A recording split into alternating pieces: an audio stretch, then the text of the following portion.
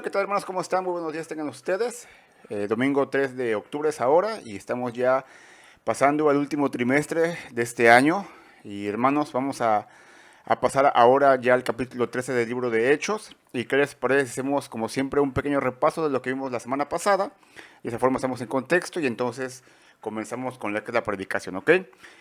Muy bien, la semana pasada vimos lo que titulamos como la locura de pelear contra Dios y vimos que después de que la iglesia estaba creciendo espiritualmente hablando y más personas cada día llegaban a la iglesia, se congregaban, comenzó a llegar la oposición de parte de la gente de afuera, de parte de la gente no creyente.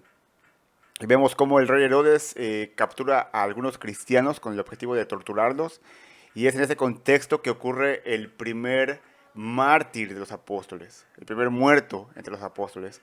Jacobo, el hermano de Juan, el cual junto con Pedro había sido del grupo íntimo de nuestro Señor Jesús. Y este hombre, Jacobo, fue asesinado por Herodes. Y al ver que este asesinato había agradado a los judíos, vemos que también Herodes agarra a Pedro y lo mete a la cárcel.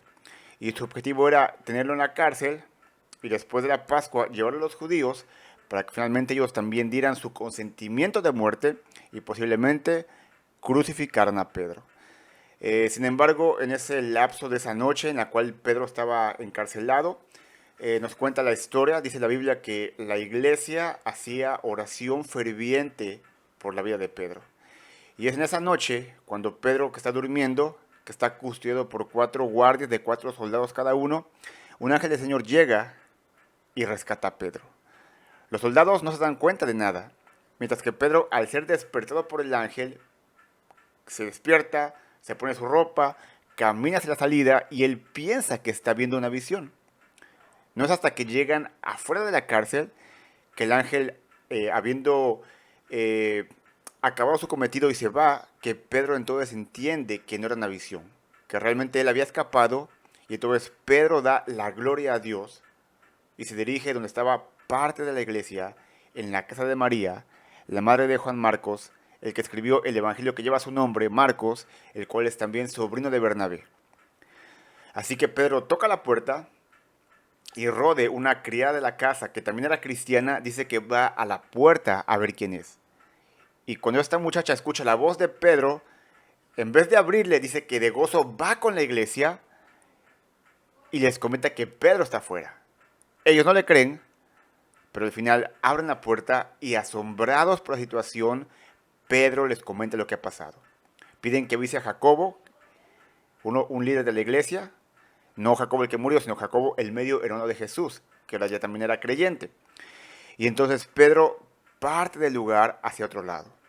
Y al día siguiente, debido a que no pueden encontrar a Pedro en la cárcel, y en un ataque de furia, vemos que Herodes manda a matar a los soldados, y también después él tendría parte, ¿verdad?, en aquella situación. Hermanos, no se puede pelear contra Dios, dijimos. Y encontramos aquí que el pecado alcanza a las personas, no solo de los que cometen, en este caso, pecado como Herodes, sino también de aquellos que están a favor de ello. En este caso, los soldados que ven arrestado y custodiado a Pedro. Y nos preguntamos, la semana pasada, ¿por qué razones que Jacobo muere y Pedro no? ¿Por qué parece que hay una preferencia por Pedro, pero no por Jacobo? Hermanos, dijimos que no lo sabemos, pero sí sabemos que Dios es bueno y amoroso, y Él permite y determina lo que será más beneficioso para su gloria y la de su nombre. Y encontramos, mis hermanos, que Dios tiene la vida de cada creyente en sus manos. Nadie, pero nadie, nos puede arrebatar de la mano del Padre. Aunque nos mataran en pedacitos, nuestro espíritu está o estará después de nuestra muerte delante de la presencia de Dios. Así que encontramos aquí también lo que llamamos la responsabilidad humana. En cuanto a Pedro, Dios lo rescató y la responsabilidad de Pedro fue ir a otro lugar mientras se calmaban los ánimos. Dios lo rescata y es soberano, pero yo hago lo que me corresponde, ir a otro lugar y después regresar. Y también vimos, hermanos, que no se puede evitar el castigo de Dios. Porque unos meses después de este suceso, Herodes, dando un discurso con sus ropas reales, majestuosas, que reflejaban el sol, recibe adoración de los que le oyen. Y Herodes, en vez de callar esas voces, él recibe toda la gloria y la adoración para él como si fuera un dios. Por lo cual es herido por un ángel del Señor. Y como mencionamos, el historiador Josefo cuenta que Herodes estuvo por 5 días sufriendo intensamente de dolor de estómago, hasta que murió. A pesar de que era un gran rey, humanamente hablando, un buen rey, a pesar de todo su esplendor, su majestad, sufrió una muerte deshonrosa y vergonzosa. Y así terminó el reinado y la vida del hombre que se había atrevido a tocar a 2 de los apóstoles de Dios. Y hermanos, el Señor dice en su palabra, yo soy Dios y no daré mi gloria a nadie, a nadie. Así que pase lo que pase, ocurra lo que ocurra, suceda lo que suceda, no se pueden frustrar los planes de Dios. Porque vimos al final de esa predicación pasada que la palabra del Señor crecía y no solamente crecía, se multiplicaba. Después de que Pablo y Bernabé llevaron la ofrenda para la iglesia de Jerusalén, regresan de nuevo para Antioquía. Y esta vez los acompaña Marcos, el sobrino de Bernabé. Y es hasta aquí donde nos quedamos la semana pasada. Entonces, mis hermanos, veamos por favor qué sigue ocurriendo en aquel tiempo en la iglesia de Cristo. Vamos por favor al capítulo 13 del libro de Hechos y el estudio de hoy lo he titulado La iglesia del Señor y las misiones. La iglesia del Señor y las misiones. Así que por favor, ora conmigo esta mañana y entonces demos paso a este estudio. Señor Dios y Padre eterno, te damos las gracias una vez más por la posibilidad que tenemos de escuchar tu palabra a través de la tecnología. Gracias, Señor, porque podemos escucharla, podemos atesorarla, Señor, en nuestro corazón. Nos sirve para saber qué es lo que en nuestra vida requerimos y necesitamos y tenemos que cambiar. Y te pedimos, Padre, que tú sigas haciendo tu obra en nuestros corazones, en nuestras mentes, en nuestras almas. Y, Señor, que cada día seamos más semejantes a tu Hijo Jesucristo. Señor, bendice este tiempo, te lo pedimos, y lo que aquí podamos entender, aprender, sea puesto por obra para nuestra vida cotidiana. Pero que todo, Padre, te lo pedimos en los méritos de Jesús. Amén. Ok, hermanos, entonces, como dije, el título es La iglesia del Señor y las misiones. Si hay algo muy importante que una iglesia tiene que tener para ser eficaz es tener misiones. Es no solamente estar encasillado en 4 paredes, es salir al mundo, predicar al mundo, para que el mundo pueda conocer a Jesús. Y el trabajo del Espíritu es que ellos se arrepientan. Tu trabajo, mi trabajo es compartir con fidelidad el Evangelio de Jesús. Así que entonces, como primer punto, mis hermanos, tenemos una iglesia eficaz, comisionada para las misiones. Una iglesia eficaz, comisionada para las misiones. Entonces, leemos por favor los primeros 3 versículos en esta mañana, ¿ok? Dice así: en la iglesia que estaba en Antioquía había profetas y maestros: Bernabé, Simón llamado Níger, Lucio de Cirene, Manaén, que se había criado con Herodes el tetrarca, y Saulo. Mientras ministraban al Señor y ayunaban, el Espíritu Santo dijo: apartadme a Bernabé y a Saulo para la obra a la que los he llamado. Entonces, después de ayunar, orar y haber impuesto las manos sobre ellos, los enviaron. Ok. Aquí encontramos, en primera instancia, cómo estaba conformada la iglesia. Y Lucas, el médico, describe aquí que hay profetas y hay maestros, que son 2 términos importantes en el Nuevo Testamento. Los profetas jugaron un papel de suma importancia en la iglesia apostólica. Al igual que los apóstoles, ellos eran predicadores de la palabra. Ellos proclamaban la verdad en aquellos primeros años de la iglesia primitiva. Ellos fueron responsables de que la iglesia fuera instruida por aquellos profetas que proclamaban la verdad de Dios, ¿ok?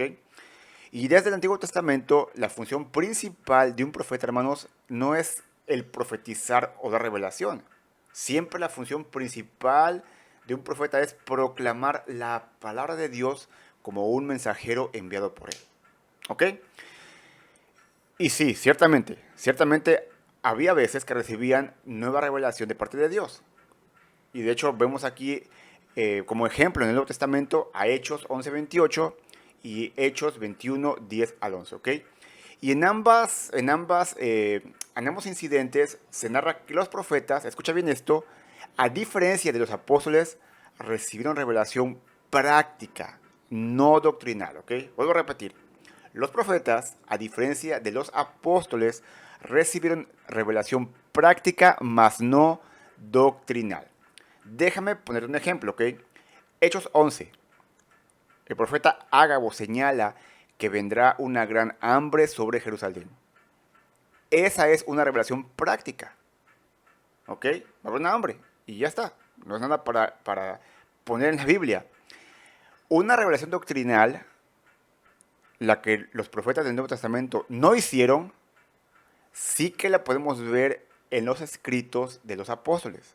Ejemplo, las epístolas. Vemos Efesios 4:11. ¿Cómo se conforma la iglesia? Está escrito para que podamos llevarlo a la práctica, ¿ok? Entonces ya dijimos aquí, solamente para que quede bien claro, revelación práctica y revelación doctrinal. Un profeta dio revelación práctica, no doctrinal. Un apóstol dio revelación doctrinal para que la iglesia se beneficie de ello, ¿ok? Muy bien. Entonces, mis hermanos, la función de los profetas como receptores de revelación divina práctica terminó cese, con el cese de los dones de señales temporales que son profecías o proclamación de la palabra, lenguas, hablar otro idioma y sanidades. Llegar, tocar a la gente, orar y que sanaran, ¿ok?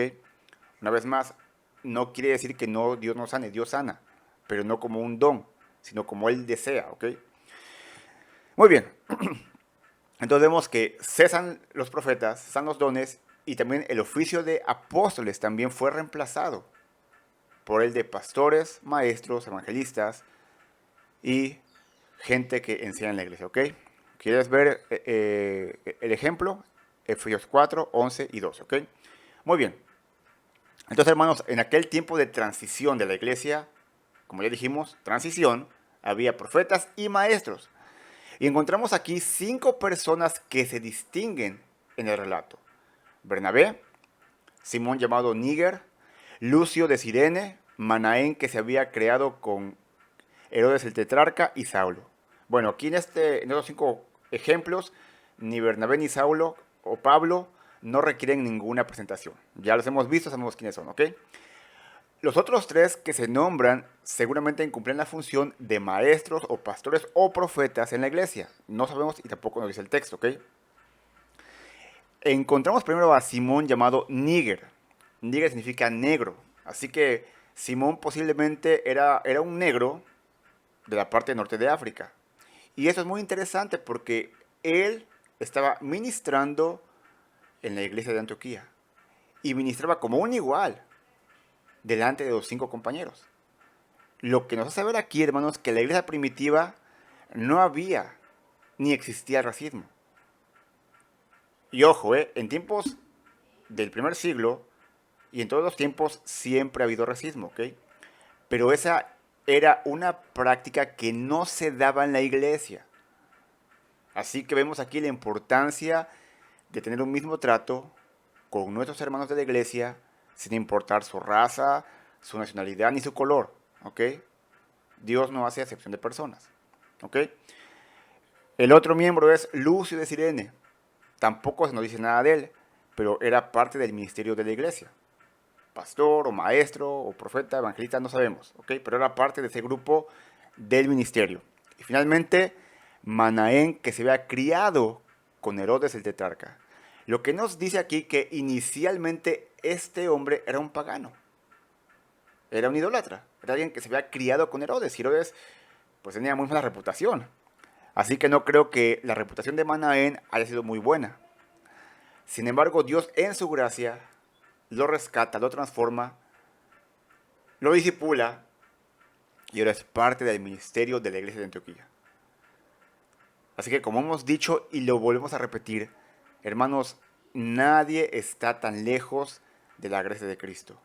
Dios puede cambiar vidas paganas, almas pervertidas, almas sumidas en la oscuridad espiritual. Él puede transformar a esas personas en creyentes lavados por la sangre de Cristo Jesús. Amén. Así que estos cinco hombres, cinco pastores, cinco ministros, reciben un llamado del Espíritu Santo. Pero antes de ver ese llamado, hermanos, esa comisión, ¿qué es lo que nos dice el texto que ellos estaban haciendo? Dice que estaban ministrando y ayunando. Estaban ministrando, estaban sirviendo fielmente en la iglesia. Ellos amaban al Señor y servían fielmente en la iglesia local allí en Antioquía. Pero también dice aquí el texto que estaban haciendo ayuno. Estaban ayunando. Y mis hermanos, a menudo la Biblia relaciona el ayuno con tiempos de oración intenso. Los cristianos pueden llegar a preocuparse tanto con los asuntos espirituales que pierden el deseo de comer, o que dejen de lado el alimento para concentrarse en lo que es la oración intercesora. Y quienes saben poco de ayunar, quizás sepan poco acerca de tal preocupación. Pero es la preocupación de cada creyente tomar tiempos de ayuno, tiempos de oración, tiempos de interceder por otros creyentes. Y si bien es cierto, hermanos, que la Biblia en ninguna parte ordena ayunar a los creyentes, sí que vemos en Jesús que Él supuso que sus seguidores lo harían. Llegará tiempo cuando el esposo se irá, o sea, Jesús, y sus discípulos, sus seguidores, tendrán que orar. Y que tendrán que ayunar. Orar y ayunar, obviamente, ¿verdad? Y eso está en un ejemplo contrastante, ¿verdad? Con el ayuno que hacían los fariseos, que era ostentoso, que demoraban el rostro, que decían que, ay, pobre fariseo estaba ayunando, es tan espiritual, ¿verdad? Eran hipócritas. El ayuno de los creyentes es únicamente para los ojos de Dios. Así que si tú vas a ayunar en tu casa, hazlo para ti, para el Señor. Que eso de tu vecino, tu iglesia, tu esposa, tus hijos. Hazlo para el Señor. Hazlo para Él. Hazlo para tener esa comunión íntima con Él, ¿ok? Muy bien. Otro principio que fluye de este texto que estamos leyendo es que Dios llama soberanamente a hombres al ministerio. Hermanos, la iglesia no escogió a Saulo y Bernabé, ¿cierto? En realidad, ellos pudieron haber sido los últimos ser elegidos, ya que eran los mejores elementos que la iglesia tenía. Y nadie quiere que se vaya su pastor, o un líder que es muy bueno, que ayuda mucho, que tiene sabiduría. Nadie quiere que se vaya. Pero una vez más, es el Señor el que elige. Y la iglesia tiene que discernir que ese llamado sea auténtico. Y entonces dejarlos partir. Voy a repetir. Cristo Jesús es el que elige quién va a ser llamado, quién va a ir a otra parte. Y la iglesia tiene que discernir que ese llamado sea auténtico y entonces dejarlos partir, ¿ok? Hermanos, vemos que tampoco Saulo y Bernabé se ofrecieron como voluntarios. No fue eso. Al contrario, de manera soberana el Espíritu los envió al servicio misionero a tiempo completo. Y vemos una vez más en esta declaración del Espíritu Santo cómo es que el Espíritu tiene personalidad. Es un ser plenamente divino, como el Padre y como el Hijo. Es la tercera persona de la Trinidad. Y ciertamente, aunque ahora no contamos con la voz audible de Dios, así como ellos no contaban con la Biblia completa, ahora contamos tú y yo con su palabra completa para que abra nuestras vidas. Y vemos el principio bíblico de que aquí nos deja de confirmar ese llamado del Señor. Porque después de que el Espíritu Santo hace la encomienda, dice el texto que ayunaron y oraron. ¿Para qué? Para confirmar esta decisión del Señor. Y también para que tuviera éxito el ministerio de Saulo y Bernabé, Dice el texto que los líderes impusieron las manos. Y mis hermanos, la imposición de manos, ojo aquí, la imposición de manos no fue la que les concedió el Espíritu Santo a Saulo y Bernabé, ni tampoco la que los ordenó el ministerio. No, Pablo y Bernabé ya habían recibido el Espíritu cuando ellos creyeron en Cristo. Y ellos habían estado sirviendo ya, habían sido ya ordenados, por así decirlo, años antes. Así que, ¿qué podemos rescatar o aprender de aquí? Que la imposición de manos simplemente significó identificación, confirmación y unidad en la misión venidera. Pablo mismo, en su carta a Timoteo, le dice que no imponga con ligereza las manos a nadie, sino que es un acto simbólico. Dejamos a estas personas en las manos del Señor. Señor, es tu obra, lo dejamos en tus manos, su cuidado, su provisión, su vida espiritual, su vida física, para que tú les proveas y ellos te glorifiquen. Amén. Muy bien, entonces esto nos lleva, hermanos, al segundo inciso de este estudio que estamos viendo en esta mañana.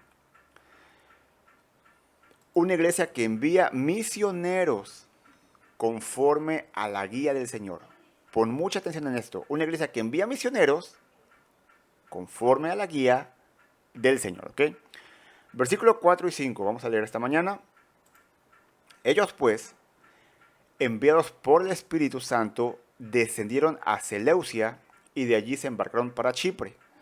Llegados a Salamina, proclamaron la palabra de Dios en las sinagogas de los judíos y tenían también a Juan Marcos, el sobrino de Bernabé, de ayudante, ¿ok?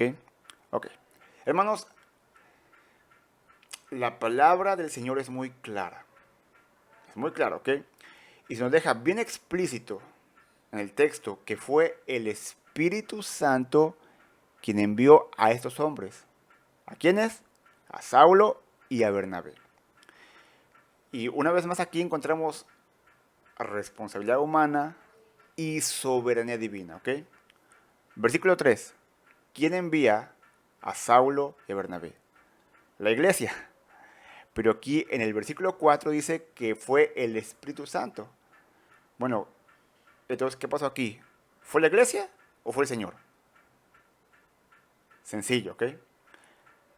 Como dice nuestro inciso 2, la iglesia envió misioneros conforme a la guía del Espíritu Santo, ¿ok? La iglesia solamente confirmó, solamente dio el visto bueno, por así decirlo, de lo que el Señor ya había dicho, a la misión. Y lo confirmó mandando a Pablo y Bernabé como misioneros.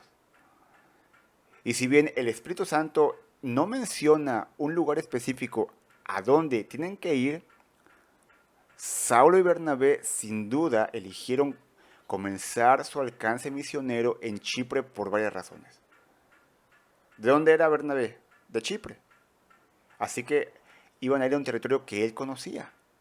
Además estaba cerca de Antioquía, estaban a 2 días de viaje, que ahora en tiempos modernos es mucho tiempo, pero en aquel tiempo era poco tiempo, ¿ok? Así que todas estas razones la convertían en un punto de inicio ideal para alcanzar el mundo gentil y sin Cristo. Y hermanos, esto es bien interesante, ya que el Espíritu Santo no les dijo a dónde ir. Ellos fueron para Chipre y Él no les impidió ir a esos lugares.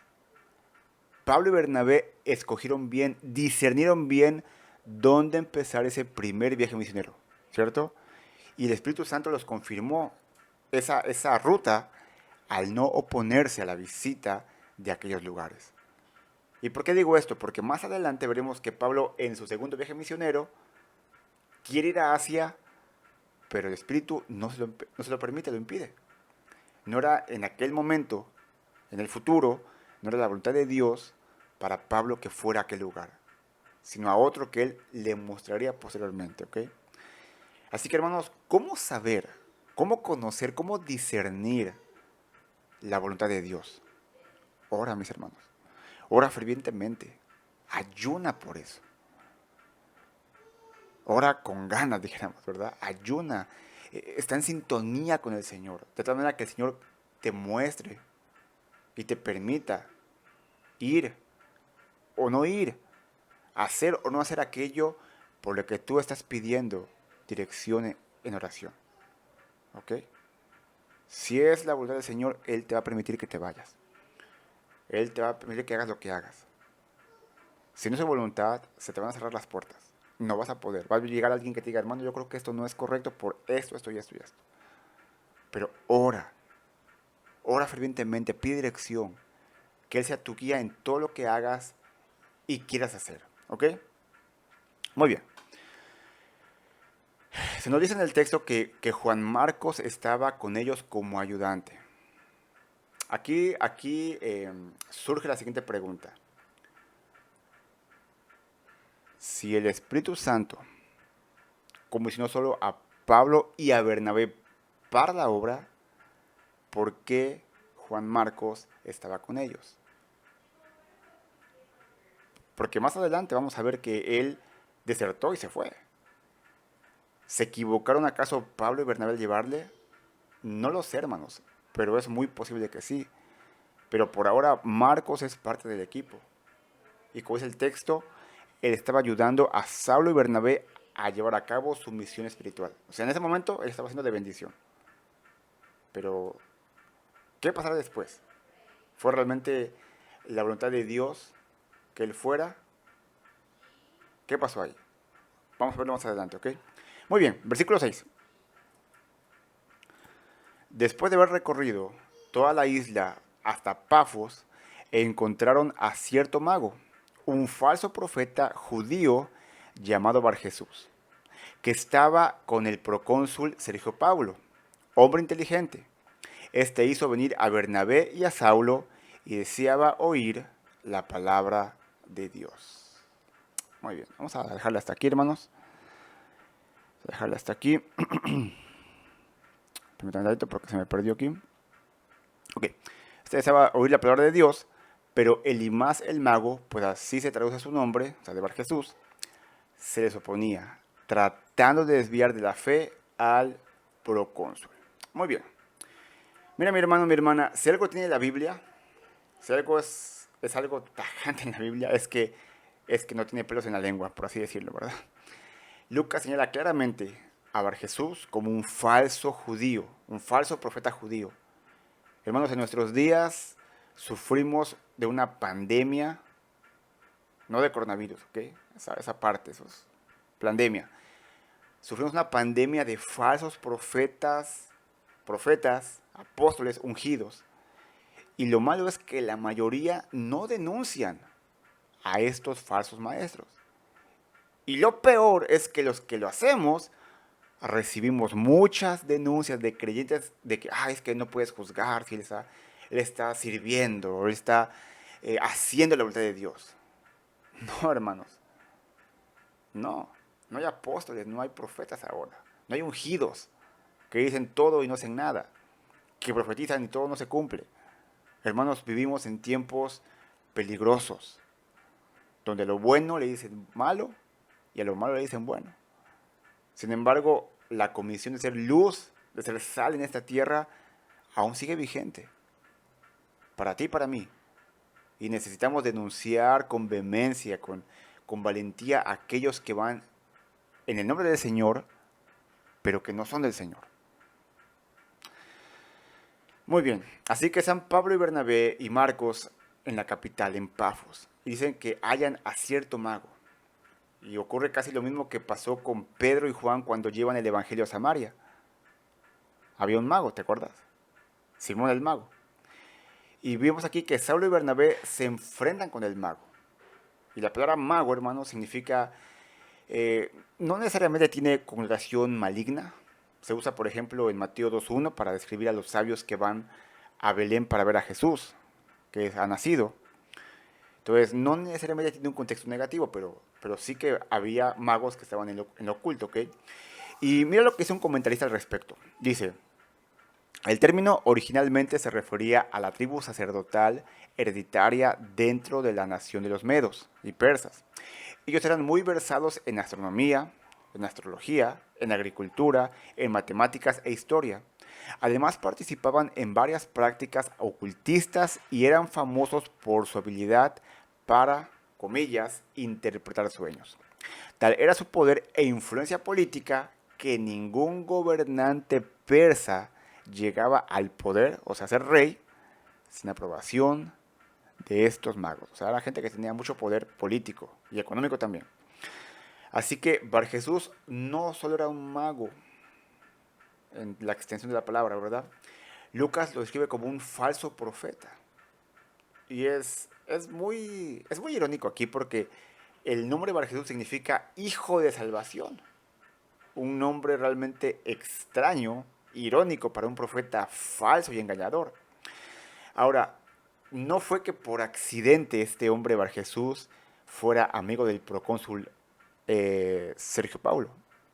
Hermanos, Satanás y su reino de las tinieblas siempre buscan influir en la gente que gobierna para pasar leyes tan absurdas como el matrimonio igualitario, como la ideología de género, como a todo aquello que está en contra de su palabra. El enemigo es astuto y va a las altas esferas para poder desde ahí torcer lo que el Señor ya ha decretado en su palabra. ¿Ok? Muy bien, así que tenemos aquí al procónsul Sergio Paulo. Este hombre era un romano inteligente, porque él tenía un gran interés en lo que eran nuevas filosofías, creencias religiosas, y el hecho de que tuviera a un mago judío, falso profeta, era que significaba que este hombre tenía un interés en el judaísmo. Así que a Sergio Paulo, el procónsul, cuando ve que Saulo y Bernabé están ahí, en Pafos, él los ve como una oportunidad de que otros maestros judíos le puedan hablar acerca de la fe judía o del cristianismo. Además, sus funciones como gobernador lo impulsaban a investigar esta nueva enseñanza que estaba aconteciendo en Chipre. En consecuencia, leemos que el procónsul, llamando a Bernabé y a Saulo, deseaba oír la palabra de Dios. Y es en este punto, hermanos, donde encontramos la posesión. Porque este hombre Bar Jesús, o Elimás el mago, es lo mismo, asustado por la posibilidad de que el procónsul se convirtiera al cristianismo y por obvias razones Bar Jesús perdiera su posición privilegiada, dice el texto que les resistía Elimás el mago, pues así se traduce su nombre, procurando apartar de la fe al procónsul. Mis hermanos, Bar Jesús no quería perder su posición privilegiada en el gobierno. Y en su posición dice que se opone a Pablo y Bernabé. ¿Sabes lo que este hombre está haciendo? Humanamente hablando, él está preservando su posición en el gobierno, su posición privilegiada. Pero hablando en términos espirituales, él está cumpliendo la orden de su perverso amo. ¿Sabes de quién? De Satanás. ¿De Satanás? Miren mis hermanos, muchos hoy en día, demasiados, se oponen al cristianismo, blasfeman en contra de Dios, piensan que nuestras creencias son absurdas, son obsoletas, son sin sentido. Se oponen porque dicen ellos que no quieren perder su libertad. Bueno, mejor dicho, no quieren perder su libertinaje para seguir pecando. Pero en su posición de oposición, de ignorancia, de libertinaje, están haciendo lo que su padre, el diablo, quiere que haga. Oponerse, resistir al evangelio y perder su alma. Y es muy bueno, hermanos, recordar la lección de estos versículos, ¿ok?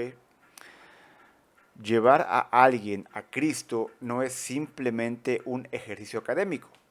No es cuestión de hacer una exitosa charla de ventas, Al contrario, implica una guerra abierta contra las fuerzas infernales. Saulo y Bernabé lucharon contra Bar Jesús por el alma de Sergio Paulo. ¿Okay? No es de que, bueno, yo ya sé cómo predicar el Evangelio, voy a dar una excelente cátedra evangelística a la gente que le comparto. Y como va a ser tan excelente, se van a compartir, se van a convertir. No, hermanos. En última instancia, quien redime, quien cambia vidas, quien transforma corazones es el Espíritu Santo, ¿ok? No es tu buena labia la que cambia gente, es el Espíritu Santo de Dios. Pero a la misma vez estamos viviendo y batallando y luchando en una terrible y encarnizada lucha espiritual. Cada día, todos los días, incluso cuando no estás predicando el Evangelio en tu casa, va a haber problemas. Porque el enemigo va a buscar la forma de que en tu mismo hogar no haya paz. No haya paz. Que eso demerite tu función como hijo de Dios. No obstante, Dios, hermanos, nos ha dado su misma presencia.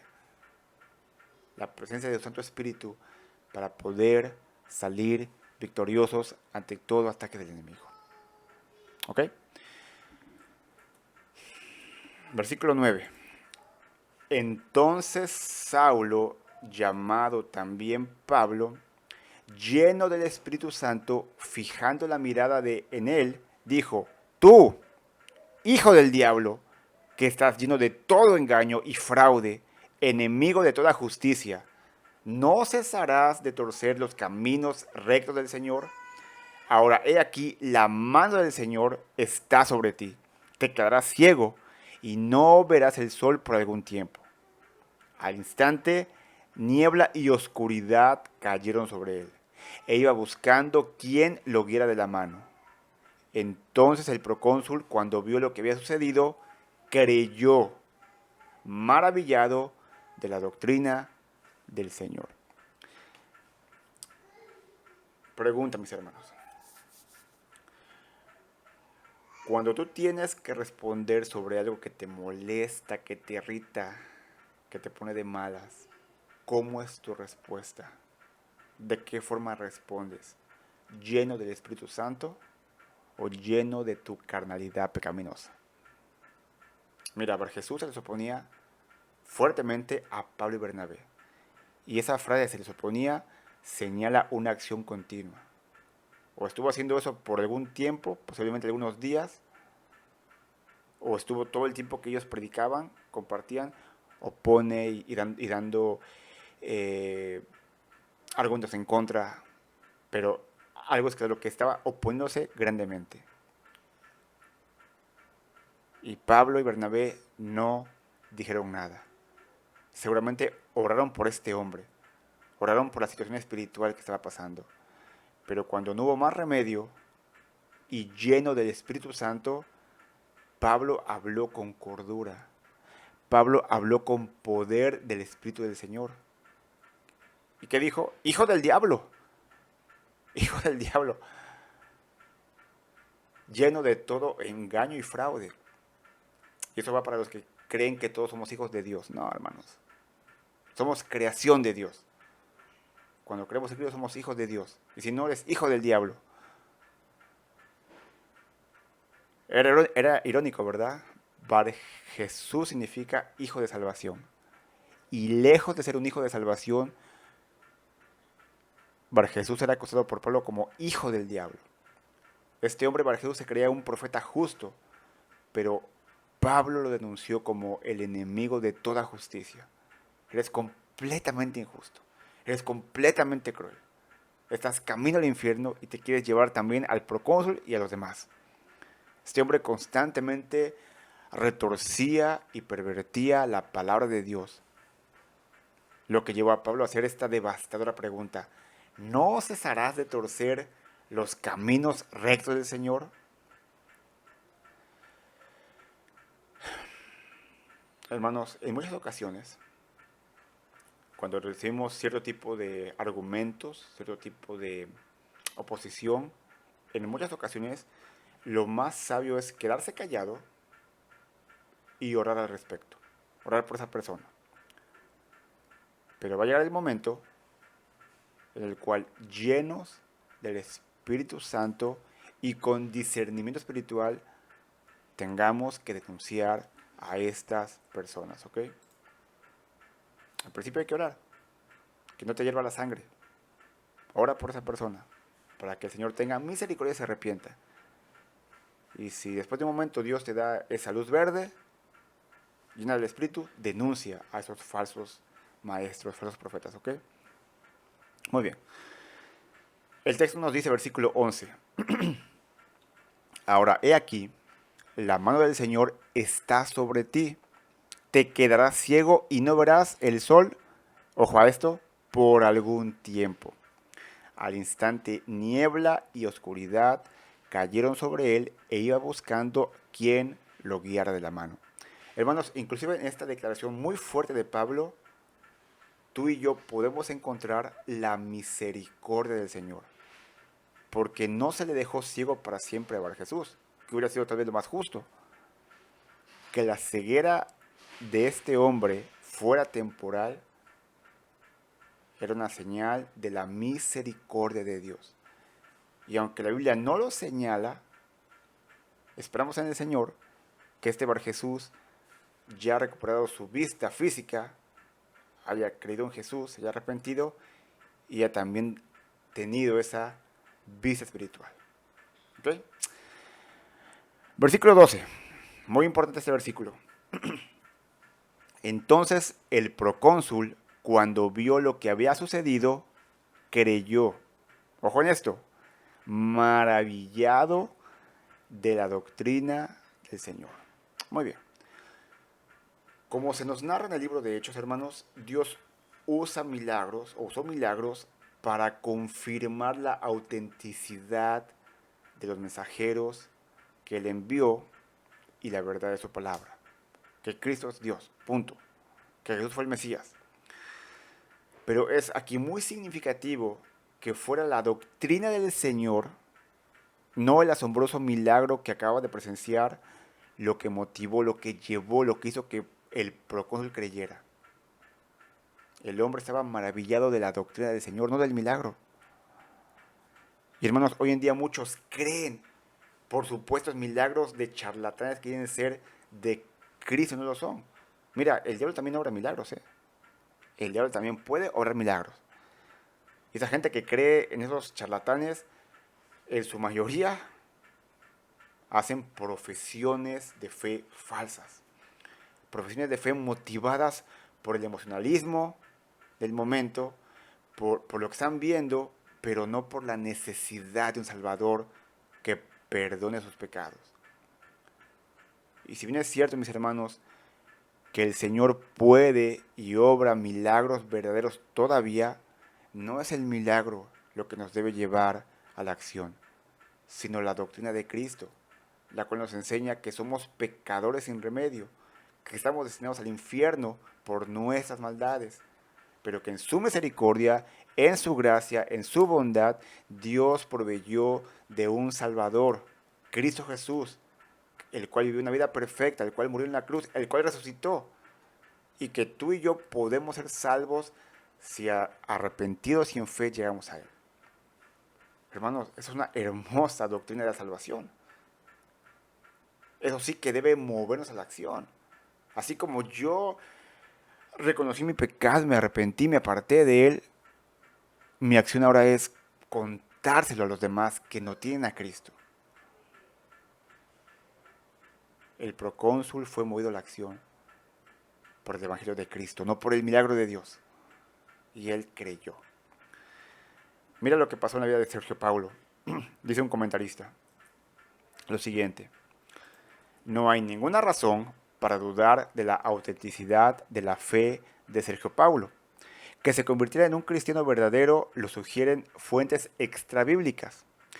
El gran arqueólogo del siglo XIX, Sir William Ramsay, sostuvo de otras fuentes literarias que Sergia Paula, no se confundió, ¿ok? Sergia Paula, hija del procónsul, era cristiana, igual que el hijo de ella, Gayo Caristanio Fronto. Está un poquito reburujado el nombre, ¿verdad?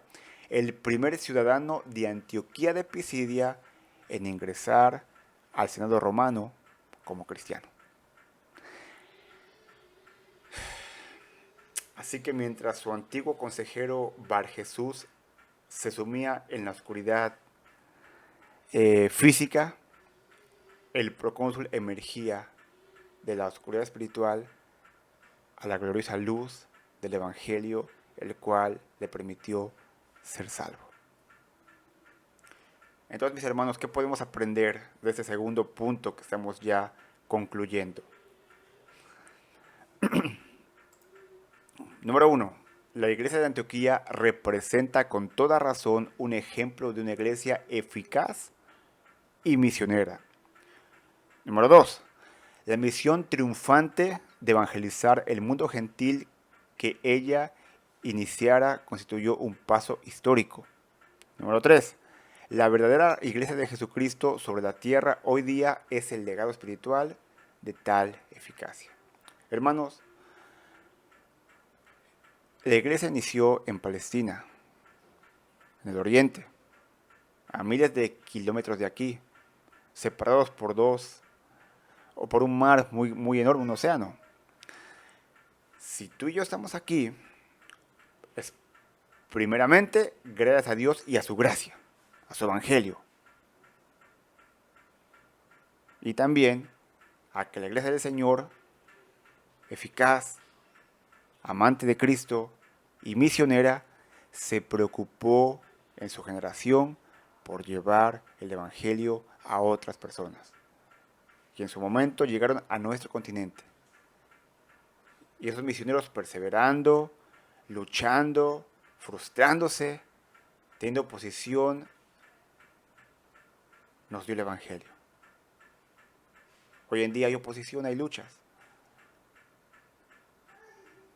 Y como una forma de agradecimiento a Dios y a aquellos misioneros, tú y yo estamos ahora en la posición de darle gracias a Dios por medio de compartir su palabra. De gracia recibiste, bueno, pues de gracia da. Sencillo, ¿cierto? Muy bien. Punto final, mis hermanos. Punto final. Punto 3.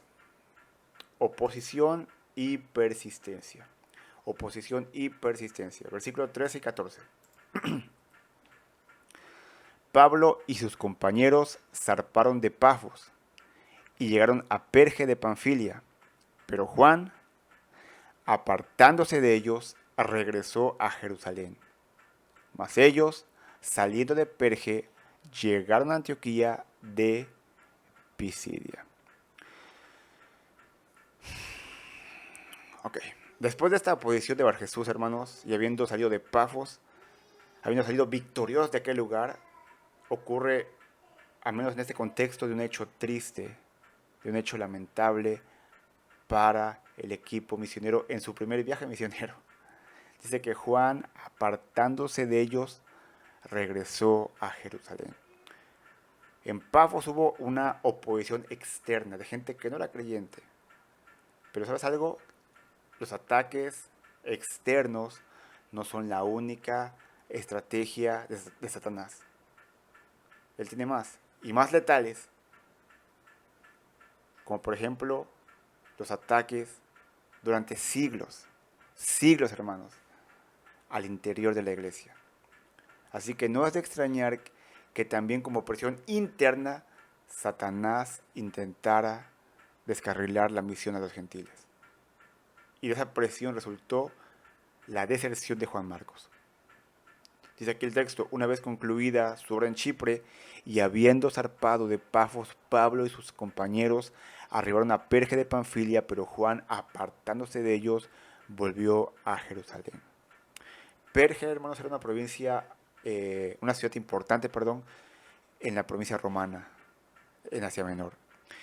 Y no está claro por qué razón, por qué situación, por qué circunstancia Juan se apartó de ellos y regresó a Jerusalén. Y algunos sugieren lo siguiente. Número 1, que le asustó viajar por las peligrosas montañas de Panfilia, porque es una región donde hay ladrones. Otros creen que le resintió que Pablo tomara dominio sobre su pariente Bernabé. Bernabé comenzó el viaje, pero Pablo después sobresalió y después es Pablo y Bernabé, ¿cierto? Otros dicen que desaprobaba, Marcos el énfasis de Pablo en predicar el evangelio a los gentiles, y aún otros afirman que el joven temía la persecución. Yo agregaría en lo que yo personalmente creo, yo creo que Marcos se desanimó al ver lo duro que era pues predicar el evangelio, que era privarse de muchas cosas que tenía en su casa, de ver la posición tan grande de Bar Jesús, todo lo que se ha mencionado. O sea, yo creo que fue un peso muy, muy pesado, para que sea redundancia, que este Marcos tuvo que ver. Era un experto también, era joven, y dijo, pues, eso no es para mí, yo me regreso. Sin embargo, hermanos, encontramos aquí que a pesar de que él se fue, eso no propició que Pablo y Bernabé también se fueran. Al contrario, ellos persistieron. A pesar de la posición interna de que, bueno, yo no puedo más, me voy, Pablo y Bernabé siguieron adelante. Pero más adelante, cuando Juan Marcos se quiere reintegrar, ahí sí que correría, lo vamos a ver después, una división del equipo de Pablo y Bernabé. Y mis hermanos, disensión, división y desunión interna siguen trastornando las obras de Dios que han resistido fuertemente las tormentas de la posición externa. En todo tiempo ha habido disensiones, ha habido divisiones, estos productos de nuestra carnalidad, no del Espíritu Santo, hermanos. Y es muy fácil caer en la carne. Es muy fácil. En nuestro momento pasó con Pablo y Bernabé, pasó con este Marcos, pero también puede pasar en nuestras vidas, en nuestro ministerio. La pregunta aquí es, ¿qué es lo que podemos aprender de este último punto? Y sobre todo esto quiero enfocarlo para pastores y los que están en algún puesto de liderazgo en la iglesia. Bueno, mis hermanos, ¿qué podemos aprender? No se puede poner a un creyente en el ministerio sin previamente haber sido probado, discipulado y comprobado su madurez y fidelidad delante del Señor. Mis hermanos, yo sé que, sobre todo pastores y los que tienen algún liderazgo, a veces queremos apurar los tiempos de Cristo. Y yo sé que a veces hay tanta necesidad en la iglesia de ayuda, y con ese objetivo en mente ponemos en cargos de autoridad a cualquier creyente aunque no esté maduro. Y va a resultar como en la vida de Juan Marcos, diserción y vergüenza a la causa de Cristo. Cada creyente requiere ser probado antes de poder ser puesto en el ministerio, no antes. Y déjame te pongo un ejemplo, ¿ok? Imagínate que yo tengo un pollo y lo quiero cocinar. El pollo requiere 3 horas a fuego lento. Pero yo digo, no, es que no tengo tiempo, o sea, ya me urge el pollo. Así que le pongo al triple por 1 hora. ¿Crees que esa matemática te va a funcionar? No. Aunque le pongas a 3 veces su temperatura por 1 hora, lo que va a pasar es que se te va a quemar por fuera y va a estar todo blando, hasta la sangre va a estar por dentro. Pues se va a quemar. Mis hermanos, el Señor no tiene prisa. Escucha bien esto. Cristo no tiene prisa en hacer su obra en nosotros. Jesús cocina a fuego lento y cocina bien. Pablo estuvo como ¿cuánto tiempo? Como casi 15 años antes de que fuera Bernabé por él. Bernabé tuvo su tiempo para servir. Moisés esperó 40 años. Abraham esperó otros 20 años, 25 años para tener su hijo. Hermanos, Dios cocina a fuego lento, pero cocina bien. Y Eso hizo, ¿verdad? Que aunque Juan Marcos se fuera, Pablo y Bernabé siguieran adelante, porque ellos eran cristianos maduros y probados, y por eso ellos pudieron seguir. Y mira, mi hermana, todos en este punto, todos, ¿ok? Estamos en alguna etapa de nuestra vida espiritual. Unos como niños, otros como jóvenes y otros como adultos espirituales. Pero todos somos llamados en cualquiera de nuestra edad espiritual a servir al Señor en cuanto a nuestras obligaciones correspondientes a nuestra edad espiritual. Si es a orar, orar. Si es a servir la mesa, a servir la mesa. Si es a cuidar la entrada de la iglesia, cuidar la entrada de la iglesia. Si es a ir a predicar, a predicar. A presidir, a presidir. Sea lo que sea y la etapa en la que tú estés, hagámoslo con amor para el Señor y con gozo delante de Él. Que nuestra meta, sea donde sea que estés en este punto, sea que Cristo sea glorificado en nuestras vidas. Que seamos una iglesia del Señor que se preocupa y que se ocupa de las misiones, para que el Evangelio sea proclamado y todo aquel que crea no se pierda, mas tenga vida eterna. Donde quiera que estés, sea cual sea tu estado espiritual, niño, joven, adulto, viejito en el Evangelio, servir al Señor y no a los hombres. Amén. Ora conmigo esta mañana. Señor, en esta mañana te damos muchas gracias por el tiempo que nos das.